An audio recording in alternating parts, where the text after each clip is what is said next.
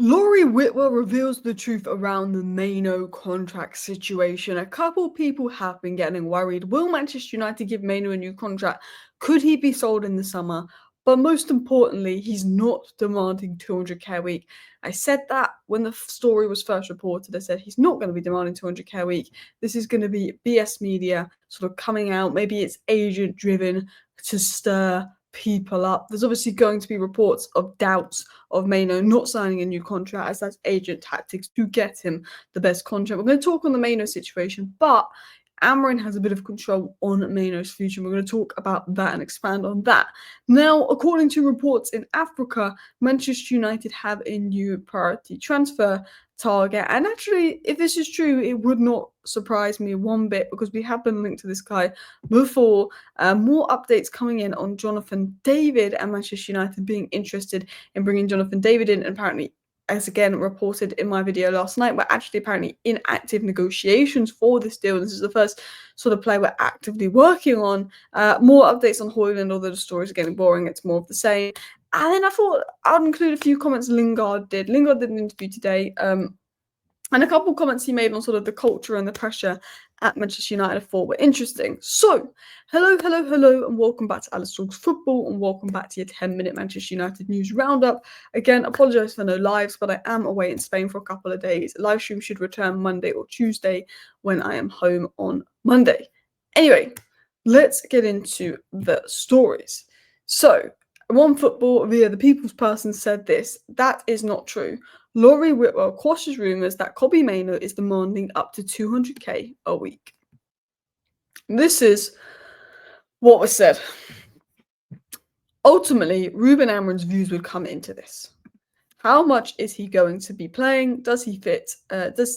Does he fit what he wants from a player? I think he's changed his mind about Garnacho, speaking positively about him recently, but hasn't got the opportunity with Mainoo because he's been injured. Now, I touched upon this in my video the other day, but again, there's more insight coming out that he again confirmed Mainoo isn't asking 200k a week. Mainoo will be asking for a contract and he'll want the best possible deal, and his agent will be pushing for the best possible deal, but they're not going to get anywhere near 200k a week, and Mainoo's not expecting to get that kind of money. Now, interestingly, it was said he sort of changed his mind with Garnacho. We know originally United were open to selling Garnacho in January, and Ruben Amorim was never starting him, but recently Garnacho has been impressing Ruben Amorim, and even said the other day, I think Garnacho's had his best game for United, and then he said it again 2 games later. And Garnacho, who looked like was going to be up for sale probably in the summer, I don't know if Garnacho will be up for sale in the summer because I think he's growing on Amorim. Now, Amorim likes and rates Mainoo as a player, but he's not as Mainoo at his best. He's had a lot of injury issues this season, and we're trying to figure out if he's better as a 10 or in the pivot under Ruben Amorim. Now, Mainoo getting a new contract is something that Ineos will want to do, something Man United are working on, but what that contract will be will massively depend on what Amorim may see as his role. How important is he going to be? How much is he going to play? That could decide Mainoo's future. If Amorim says, you know what, profile-wise, don't know if he's my guy, not going to play loads next season, United might cash in on Mainoo in the summer. If Amorim says this guy's going to be important, this is the star when he's back from injury and he starts balling out for United, Man United are probably going to give Mainoo a bigger contract. And he's basically saying, look, Mainoo's not asking 200k a week. The contract situation's ongoing. Obviously, potentially when he comes back from injury, Amorim's input on this will also help Mainoo. But United aren't going to give him a big wage. But there's an expectation the contract situation will be sorted. So, let's talk about Semenyo. Manchester United have already started working on their summer transfer business and are discussing a deal for Semenyo, who is seen as a priority signing.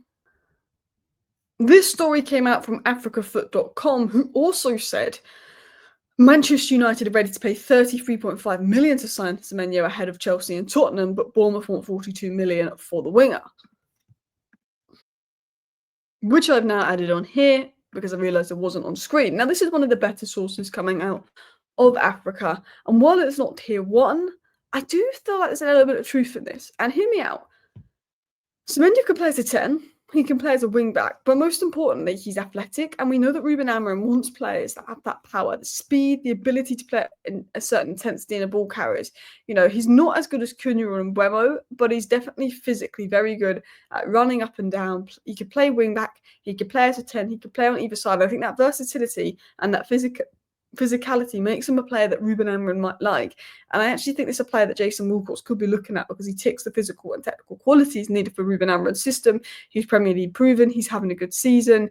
And, you know, £42 million isn't a bad deal. I think if you could get him for £40 million, I don't think it's a bad deal. Cunha and Mbeumo, I would take over Semenyo, but I think his versatility to play wing back, whereas Cunha and Mbeumo could play 10 and striker, whereas he could play right wing back and 10, makes him a good option. And if Manchester United went and got Jonathan David and Semenyo and Cunha, I would be pretty happy with that as a collective. You know, all those versatile forwards that could play in multiple roles. So I think Semenyo being a priority signing doesn't surprise me if this is true.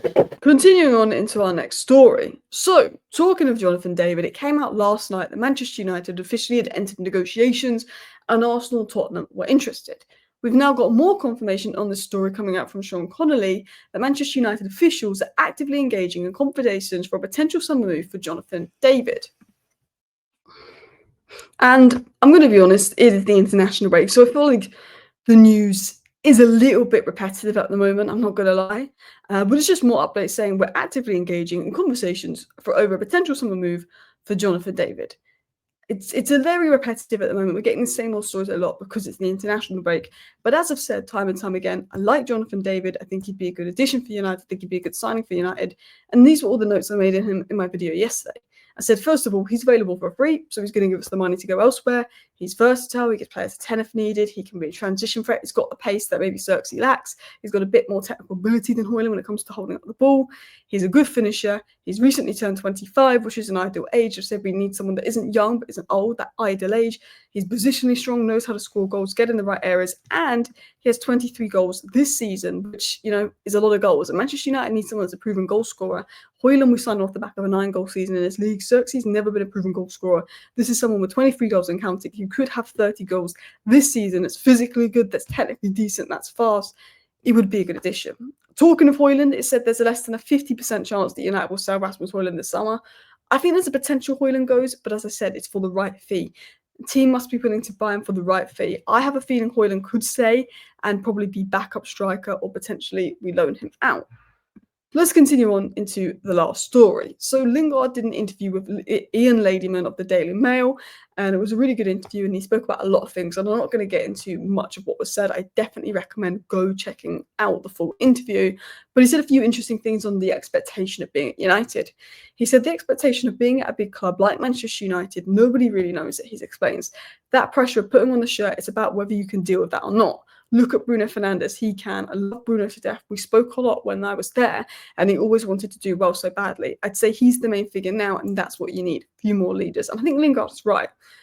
It's putting the Man United shirt on is a big responsibility, and I think players don't realise how big of a pressure it is until they're at Manchester United and realise that they're under scrutiny every second of every day. We get spoken about more than any other club. And this summer, I'm all for bringing in some young players. I love young players, great. But we need players that have got that Bruno in them, got that experience, ready to change the team now. Because we lack leaders, as Lingard says. And Bruno's one of the players that can deal with the pressure, that can deal with the things when it gets rough, can deal with negative comments. And we need more players like that at United. He also said everyone is watching United. And when you're living in Manchester, you're going for lunch and dinner and breakfast and getting people following. It's a lot sometimes. At the end of the day, everyone's human. He said, which is true, like, you're a Man United player, you're famous. He also said a lot of them, in regards to the pundits, do a lot of stuff. But let's be honest, nobody knows what's going on behind the scenes. They're just going to comment and make a statement. That's what they do. For me, happiness is key. Right now, that's here at FC Seoul. I love the culture, love the people. I feel lucky. So he's saying he's lucky. He's happy now. He was probably happy at Man United at times, but towards the end, it was, you know, Ollie promised he'd play after his West Ham loan. He didn't. He wanted out of Manchester United. When Rangnick came in, it was a pretty toxic place. And I think, you know, with Lingard, you know, he had to go. We should have sold him the summer before. But he makes a good point. I feel like we don't ever know what really goes on behind the scenes. Like, things are bad. Things are going on. Players aren't good enough. But there's a lot of stuff going on behind the scenes that hopefully Ineos can fix to make it a better environment for players. Because if we make it a better environment for players, I think they'll perform better. Anyway, let me know your thoughts down below. Thank you for watching. Bye.